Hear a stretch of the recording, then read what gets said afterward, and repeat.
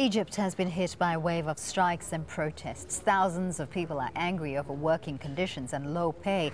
And now the military-backed interim government has resigned. Nicole Johnston has more.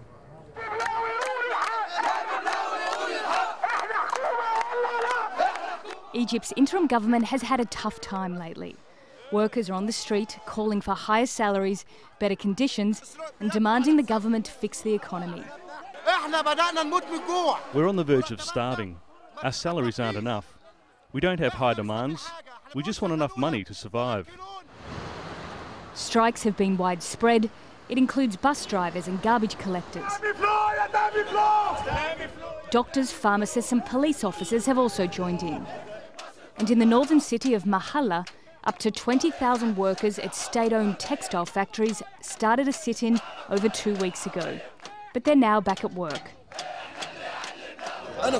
All I'm asking for is a 7% increase, which any average worker can get. A father of 5 or 7 children cannot have a decent life. We were told that a minimum would be set for our wages, so we are demanding our right. It's been 7 months since the government of Mohamed Morsi was overthrown. Not long after, a temporary cabinet backed by the military was appointed. But on Monday, the interim Prime Minister, Hassan Biblawi, announced the cabinet was resigning.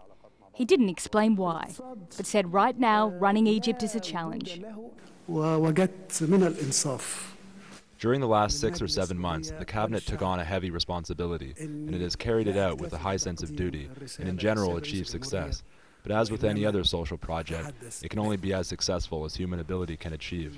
Biblawi will stay on as Prime Minister until a new one is appointed.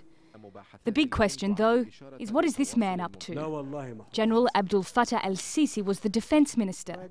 Now that the cabinet has resigned, we still don't know whether he will be reappointed as Defence Minister in a new interim government.